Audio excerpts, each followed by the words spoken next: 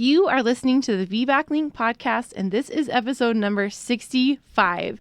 Today, we have Katelyn from Boise, and she listened to the podcast for the last 2 weeks of her pregnancy. And oh my gosh, I remember the day that she posted in our Facebook community that she had got her VBAC, and she posted pictures. Like a month ago today?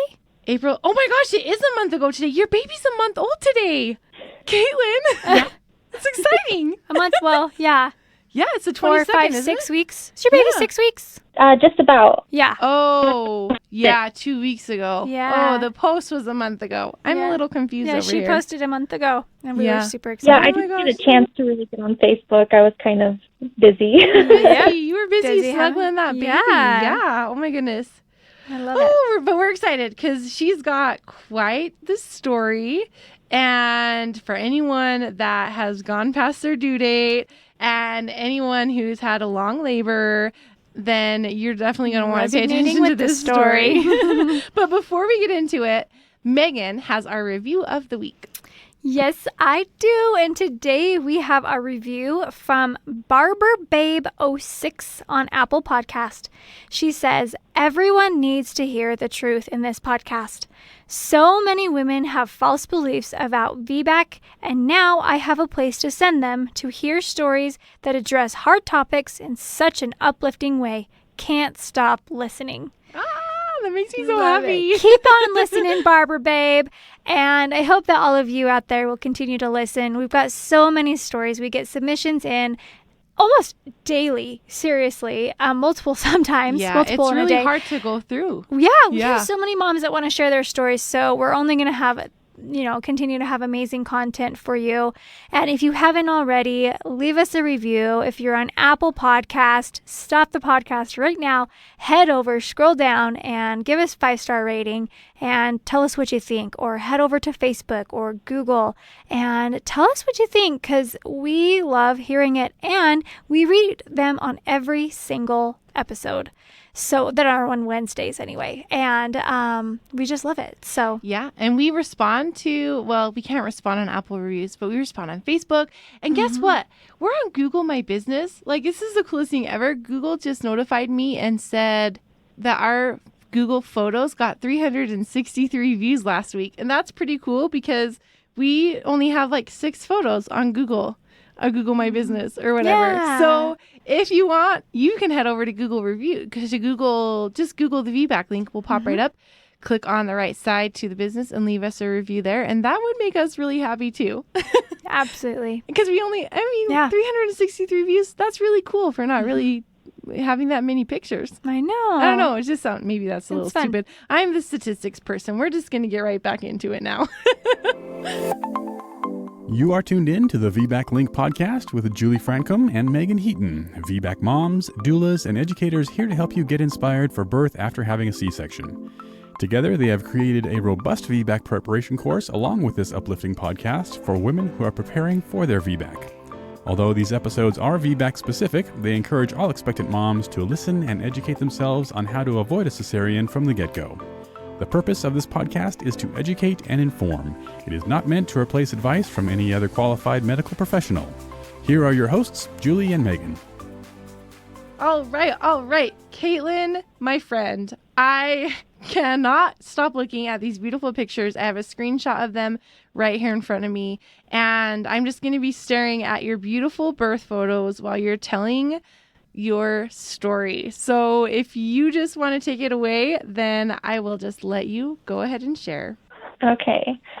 With my first pregnancy, it was kind of a shock because I wasn't expecting to be pregnant, and I kind of got the works when it came to prenatal care. I just got like the generic OB, and I got everything that was recommended for prenatal care. When I first went in, I didn't even know I was pregnant until 12 weeks. I was so out of tune with my body, I just had no idea until I threw up a couple times in the morning, and then I was like, maybe I should take a pregnancy test. I took 6, and I still didn't believe it. So then I finally went and got an ultrasound. We were about 12 weeks along, and then we got another ultrasound a couple weeks later for like the gender test and all that, like 20 weeks, I want to say. And they measured the umbilical cord, and they said that it was a little too small for what they want the size to be. So they transferred us over to, it's like called family medicine. It's like they specialize in ultrasounds. So we got another one done, and he's like, no, it's actually perfect. It's fine. And then we went back, and they kind of ignored that the specialist said that it was normal. Then later on, we kept doing our normal stuff through the prenatal care. And around 35 weeks, 36 weeks, I got my last ultrasound, and they said that she was measuring way too small. I actually had a horrible experience that day because we got our ultrasound, and then you go and see the OB afterwards, but you have to sit in the waiting room. And I was waiting in there for an hour and 30 minutes with my mom, and I was waiting and waiting, and I was like, okay, well, I'll just wait until my next appointment. And I just told them that I would come to my next appointment and we could talk about it or whatever. And then we went home, and they called me 30 minutes later and told me that I need to come in as soon as possible. It's an emergency. And I was like, is it really an emergency? Because I sat in the waiting room for an hour and a half. Yeah. And she's like, yeah, if you don't come in, she kind of like did the fear-mongering thing. She said something about your baby's going to die, something along those lines. Yeah. And what are you supposed to do as a first-time mom? Like, what are you supposed to do? Right. So I freaked out. I knew that she was measuring a little bit small on the ultrasound. And so I started doing research before I had gone back in. I did my research on ultrasounds and how accurate they are, and especially in the last few weeks, right? Right. And so I knew that they weren't very accurate. And I went in, and I didn't even have my normal OB that day. She was on vacation. So, I mean, that's another red flag, but I didn't see that then. Yeah. And so I got another lady that I had never met. And so she was telling me that I needed to go in for a C-section tomorrow. And I was like, absolutely not. That's not happening. You know, it was just a lot of fear-based stuff. And then she was like, well, we can do an induction. And I was like, I'm more prone to do an induction than just jumping into a C-section, right? So I agreed to the induction, and we went in the next morning, just get it started. I got Pitocin around, like, I want to say 9 o'clock in the morning. Nothing really happened pretty much all day. I started finally getting contractions, painful ones, I want to say in the evening time. Gosh, it's hard to remember everything that happened, but I got checked at one point when the contractions started to get worse and worse. They were upping it every like 30 minutes. Mm-hmm. And I think they ended up going as max as they could go. And I got checked at one point, and one of the ladies said I was 6 centimeters, and then another nurse came running in immediately, like after the other nurse had left. And she was like, I need to check you right now. And before I had even comprehended what was happening, she was down there checking me. Oh. And then she tells me that I was at a 3. What? And that was so discouraging. You know, I've had that happen before, where I had one nurse check a mom, and she was like, yeah, you're like 5 centimeters. And then another one came in, and they were like, no, you're like 2. And then again it happened, and they were like, yeah, you're like 8 centimeters. And they were setting up a delivery cart, and she was 3. I'm like, how does that differ that much? Yeah, because it's all subjective. Like, they just spread their fingers apart and guess. But a 6 to a 3, like that's really huge disconnect. Sorry, keep going. But I'm like, how does that happen? So at this point, my contractions were like really, really, really painful. And now what I know what natural contractions feels like, the Pitocin contractions are incredibly different from my perspective. Mm-hmm. It was horrible. So by the end of the night, I got my water broke. They came in and broke my water when I was at that 3, right? Then the contractions started coming even harder. Eventually, they were 20 seconds apart, lasting about a minute long. And I finally, I did get the gas mask and all that at Nitrous. first, and then I got fentanyl, Mm-hmm. and fentanyl it's like the pain med, right? Yeah. Yep. Goes through Fentanyl your IV. didn't do anything for me except knock me out, so I was falling asleep, and then I'd wake up screaming every 20 seconds, and then fall asleep, and then wake up screaming every 20 seconds over and over again.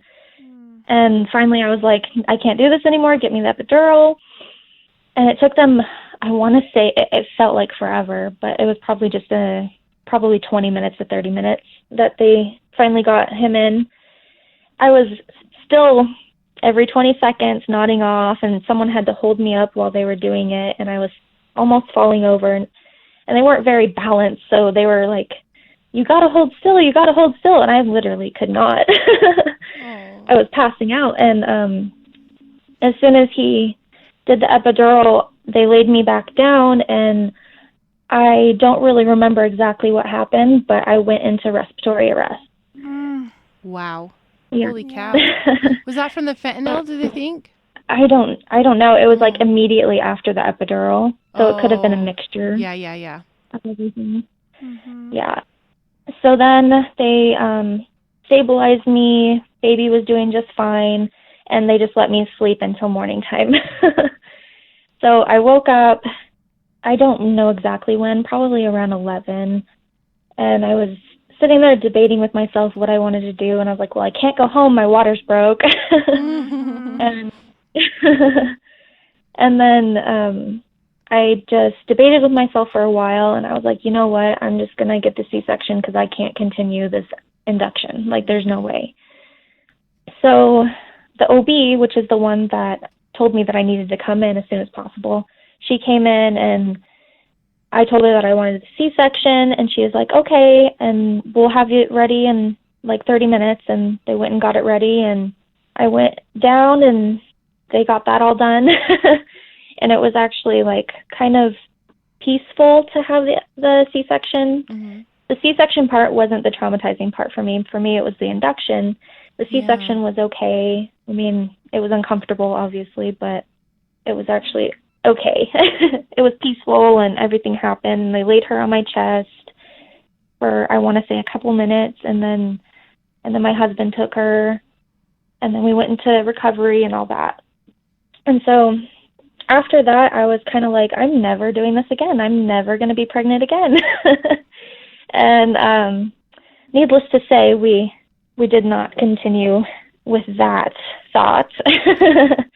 We had, between her birth and conceiving my son, we had 2 miscarriages after the C-section. Goodness. One of them was twins, and the other one was just a single. Yeah. That was really hard. That is hard. And then we conceived him, and since the C-section, I immediately started researching birth. Like, I just didn't stop. I just kept going, and I kept doing courses. I've done 3 doula courses already. Nice. Yeah. And I listened to podcast after podcast, and I just went crazy for birth, right? Because if I did get pregnant again, it wasn't going to happen like that again. Yeah. So I wasn't going to, oh gosh, I want to say my second miscarriage, I was researching unassisted birth, and I was determined to at least have a midwife or do unassisted. So that was where I was at that point. Mm-hmm. And that was just a couple months before I conceived my son. So then I conceived him, and we didn't get any prenatal care. Well, I went and saw this, not the same OB, but in the same practice. I saw a different OB in the same practice.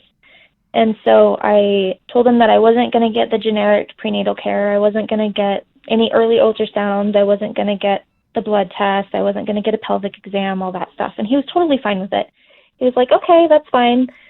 And then I said I was only okay with the 20-week ultrasound, and that's the only thing that I was going to get done. And he was like, okay, well, we'll see you then. And that was around 8 weeks. And then we came back around 20 weeks. got the ultrasound, and then after the ultrasound, we go see the OB, and he wasn't there, but the nurse came in and said, well, baby's measuring small, so we're going to have you come in another 4 weeks for another ultrasound. And I said, no, thank you. And she looked at me like she's never heard anyone say no in her life. She probably hadn't. And so at that point, I was like, well, I don't think this practice is even a good fit at this point. So I did want some prenatal care to an extent. I just didn't want like everything, right? Yeah. So I switched over to the hospital midwives, the midwives that have access to the hospital. Mm-hmm. Because if I did have to transfer to the hospital, I wanted a midwife, right? Right. So I transferred over, and I absolutely adore this midwife. Her name is Megan Kitterman. Hey, Megans are pretty awesome people. She's awesome. I transferred to her around 24 weeks, I want to say, and I kind of told her what happened with the ultrasound and how they wanted another one, so I was not going to go there again, and she was like, okay. I think she got the gist that I wasn't going to do it no matter what. So I got prenatal care with her. I actually asked her if she would do the fetoscope. She didn't have one at the time, but she asked the OB in the practice that she works in about fetoscopes and stuff, and he had an old one, and so she got that to use on me, which was really cool. We couldn't hear baby until, I want to say, 32 weeks, but I had one at home that I was listening to baby, and sometimes I could hear him, sometimes I couldn't, because it's hard with a fetoscope, right? Yeah, old school. Yeah. And so we didn't hear him until around 32 weeks, and then she could find him pretty much all the time after that. Yeah, I didn't get anything other than just saying hi to her and doing the fetoscope, and we did the belly measuring, and that was it with prenatal care. She did ask if I wanted the GBS test at 36 weeks. I told her that I wanted to do it at 39 weeks. Good. And good for you. Yeah, we did that at 39 weeks. It came back negative. I was also doing like preventative. I was eating a ton of raw garlic and probiotics and stuff. So good job. Yep, good for you. Those are all good ways to help boost that immune system and prevent that risk. Yeah, I definitely didn't want to take that risk at home, so I did a lot of preventative care for that. And then when I was 35, 36 weeks is when I started having like prodrominal labor. They would usually only come at night, and they would go away as soon as I fell asleep. So it wasn't anything serious. They weren't comfortable, but it was fine. Mm-hmm. And then around 40 weeks, they started coming like every single night. It was uncomfortable and a little bit painful, but it wasn't. Well, it's exhausting. I mean, it wasn't. Yeah, it is exhausting. It's absolutely exhausting for you. It is. I don't think I left my house for the last, I want to say 3 weeks before 40 weeks. So I had my daughter who was 2, and I feel horrible that I had to stay in the house, but I slept so much. Yeah. And I needed it, obviously, considering how long my labor was. But yeah, and so I was having abdominal labor all past 40 weeks, almost every night. And then around 42 and 2 days, I started having the labor sensations again around 9 at night.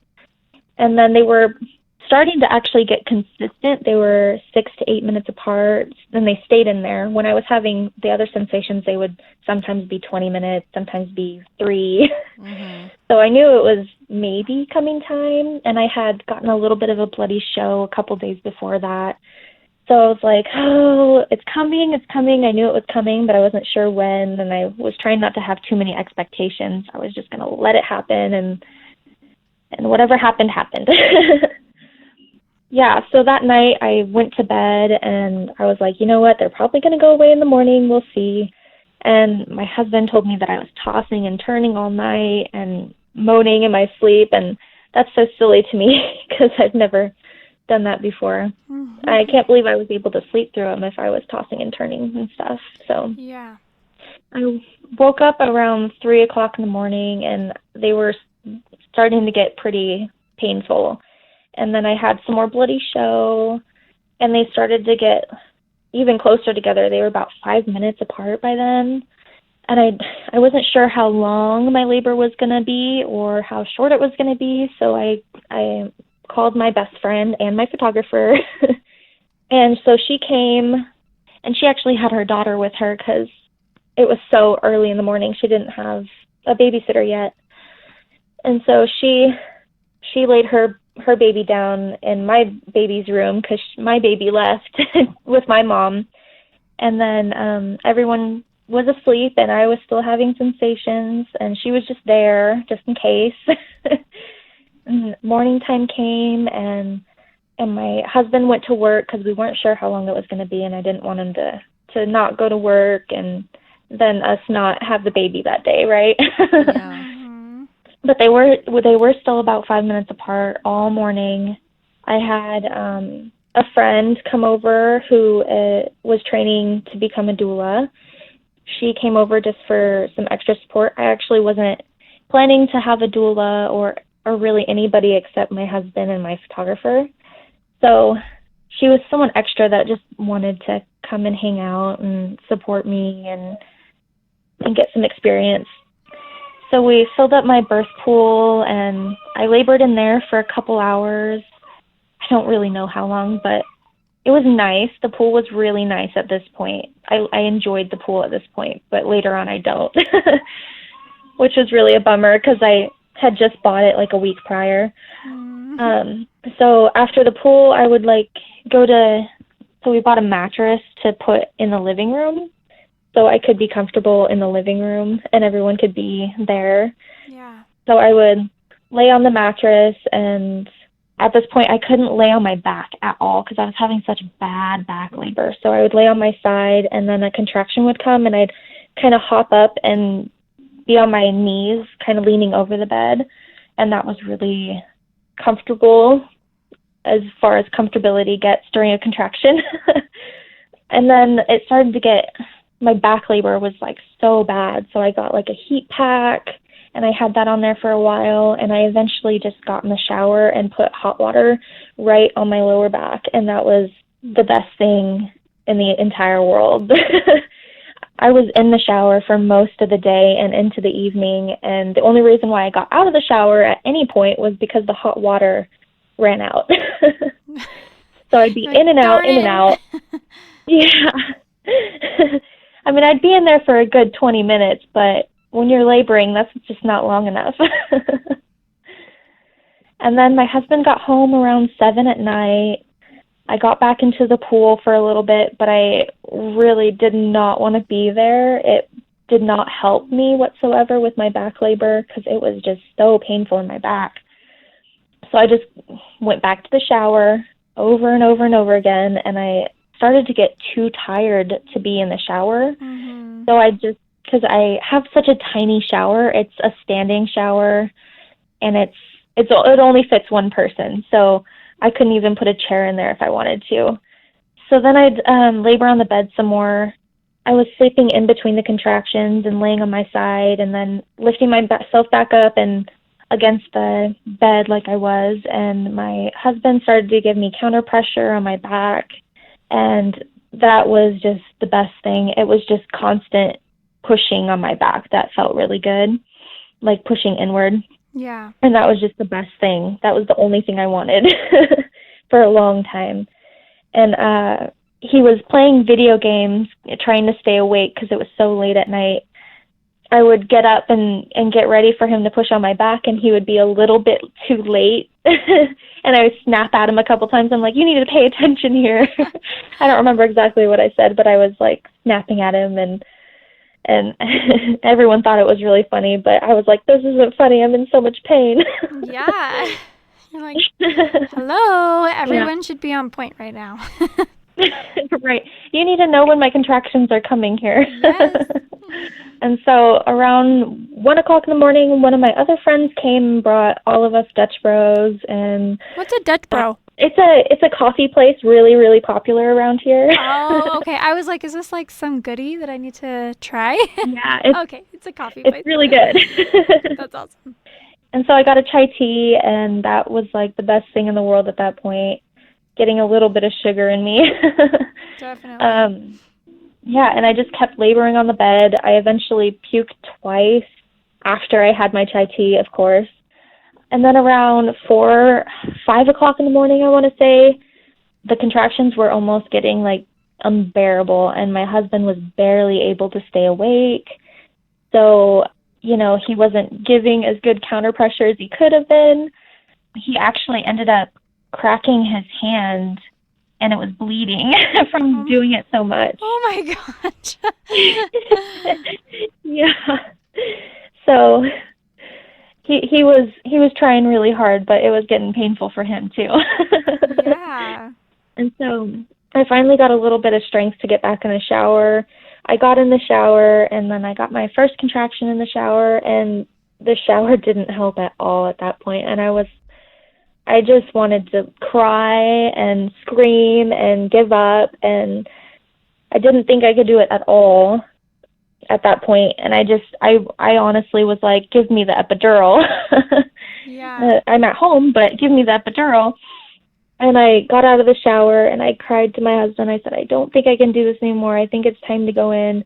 And he was like, no, you're so close. You can do this. And that's what I told him to say when I got to that point, which kudos to him. Shout out to him right now for listening to me beforehand.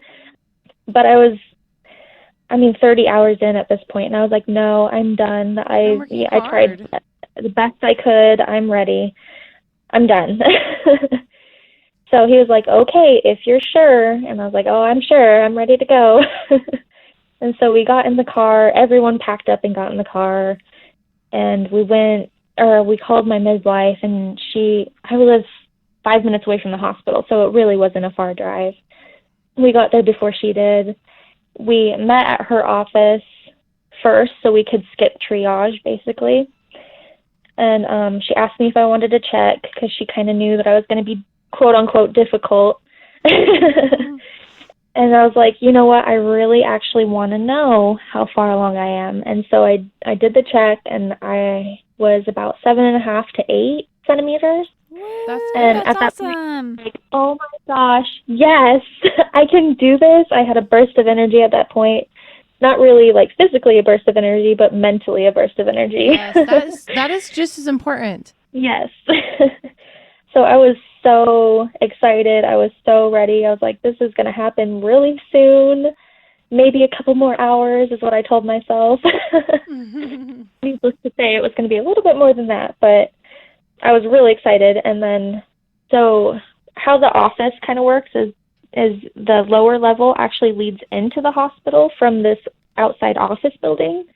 So we went down the elevator and down these long, long halls and to go down to the hospital.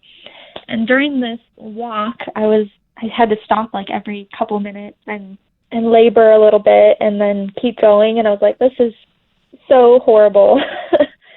They were giving me counter pressure in the middle of the halls, And then we finally got to the elevator that led us up into the hospital, and we got into my room. They already had my room all set up. They had the jacuzzi already going, and I don't even remember taking off my clothes. All I remember is being in the jacuzzi, so I probably threw off my clothes as soon as I got in that room.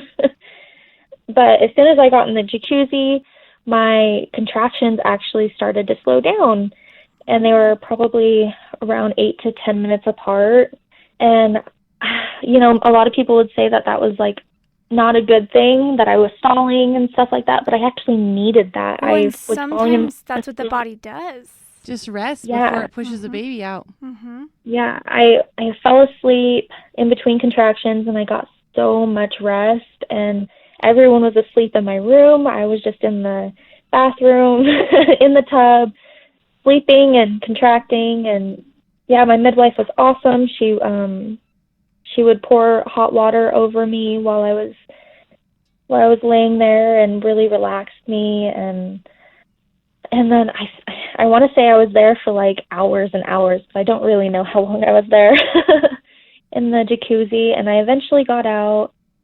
I got out, and I want to say that I labored on the bed for a little while.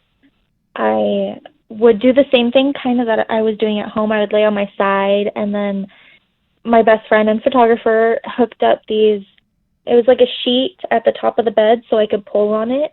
Mm-hmm. And so I would grab onto those and lift myself up during a contraction and contract like that, and then I'd lay back on my side. And I want to say that I did that for a long time.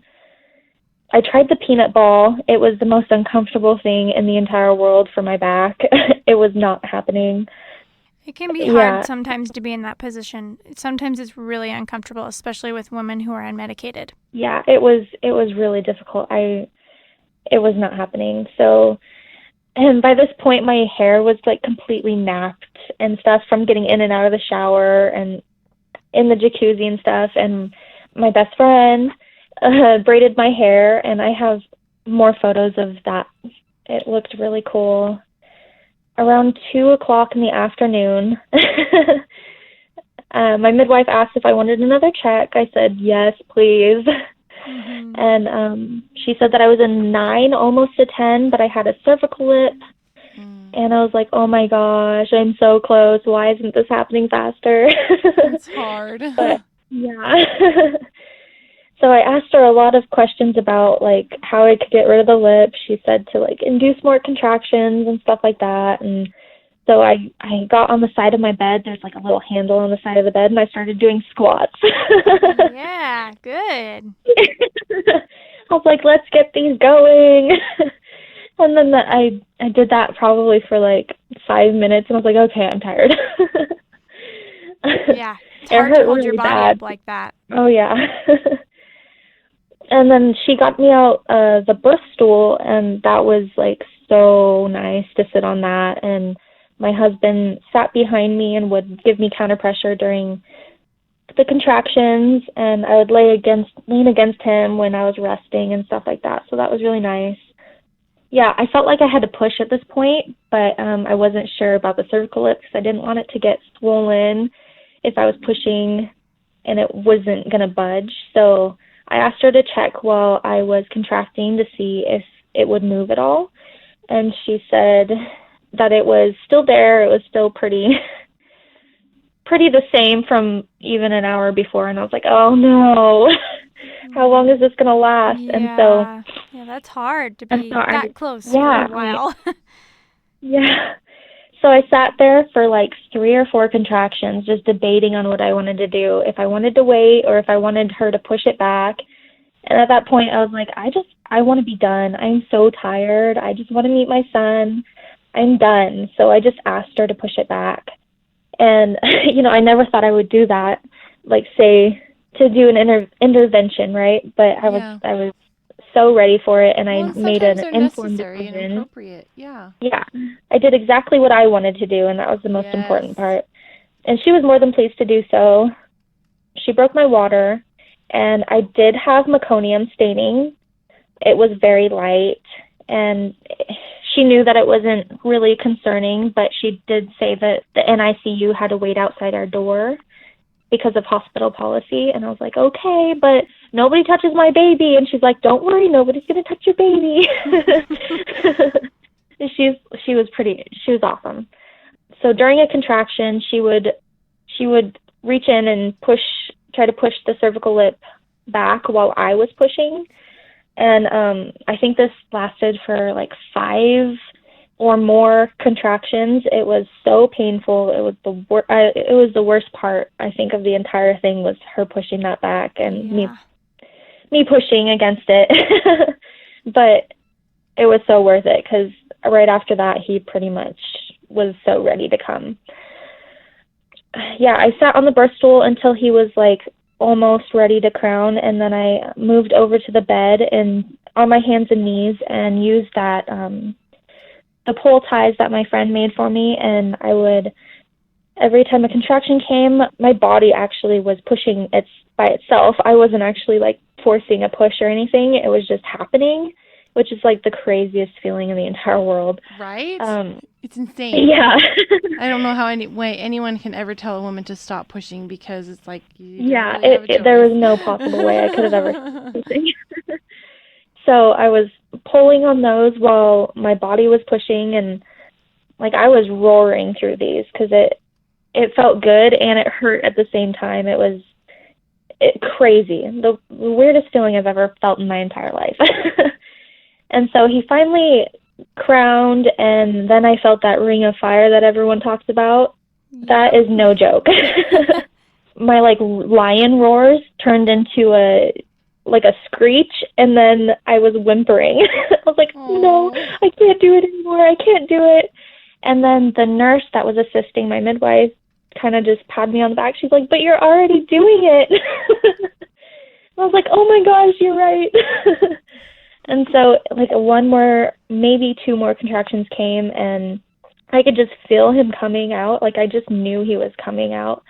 And I lifted one of my legs, so I was kind of like in a runner's position, but on my knee still, on one knee.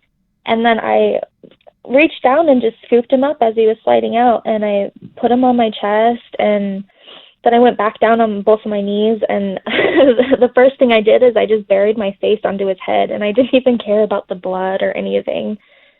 Yeah, at that point I was like covered in blood. I hate the hospital gown, so as soon as I was ready to push, I stripped that off. So I was completely naked, and I was covered in blood, and it was crazy to say, but it was like the most beautiful thing I've ever experienced in my life. I love it.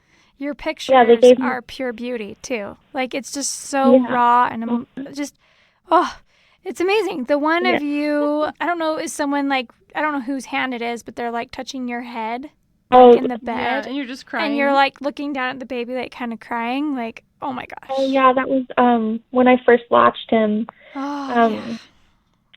Yeah. Amazing. So they gave me a blanket to put over him, but nobody touched him. Nobody touched me. He was actually born almost at 5 o'clock. I turned and sat on the bed, and I was like covered in blood, and I didn't latch him right away. I was waiting for him to kind of pink up, and we were just kind of watching him, and he made a couple cries. He actually made one as he was coming out too, but then he took a minute to pink up and to cry like really good and to get everything out. And so everything was great, and then I felt like a gush of blood, and I was like, okay, the placenta detached, and so I was really, really in tune with like I'm delivering everything naturally, not just my baby, right? Yeah. So, yeah. So I do remember kind of pulling on the cord a little bit to see if it would budge, and then I did another little push, and then it just came right out, and I was like, whew, that was easy. Yeah. I was so scared of that part, because I was like, everyone talks about how they're not sure how to do it, and I'm like, I'm just going to go with what feels right, and that's what felt right. So, and then he stayed attached for a long time, but yeah, so once he pinked up and he was breathing awesome, I tried to latch him, and it was the very first like latch, and he just latched right on, and I just started bawling because with my daughter. That must be the picture I think that I'm talking about, because he looked like he was just really started nursing. Yeah. Yeah. Yeah. And my daughter, she was born at 36 weeks, so it was hard for her. She was on a nipple shield for 2 months before she was able to latch. And so when he latched, immediately I just started bawling, and I was so happy, and oh man, it was the best feeling in the world. Yeah. Yeah, the feeling that I had for him, it's horrible to like think about, but like I immediately had this like connection with him, and I didn't get that with my daughter at first.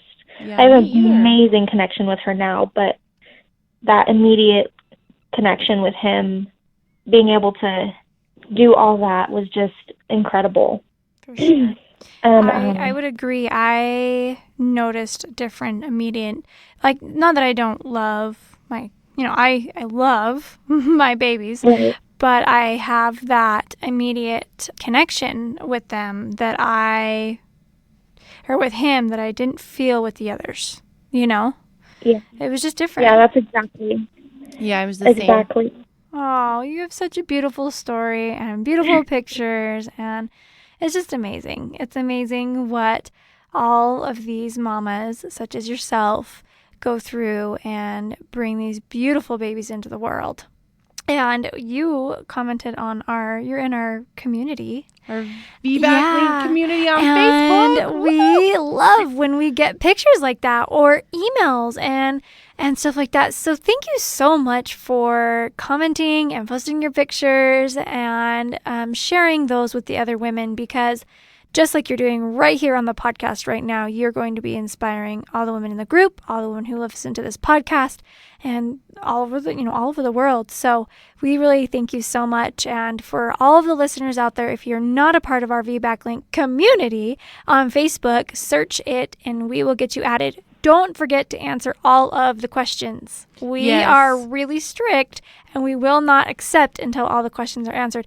So be sure to answer those questions. It's the VBAC Link community on Facebook. Absolutely. We ask those questions because we want to keep this community a safe and supportive space. And we go through every single request and we read the answers to every question. And we also look at the groups that you're a part of because we want to keep our group safe, like I said, and supportive. We don't tolerate any hate, any bashing, anything. It's all just love and support. And so if you're looking for that, definitely join our Facebook community and share your story with us, because what makes our heart happy, Megan and I, is when we see a post in the community and we read it and we're like, oh, we need to hurry and respond so that woman feels loved and supported. But then we click on comment and there's already like 6 to 10 to 12 other responses from people offering the same love and support that we would offer. And so it truly is a supportive community. And we also comment and participate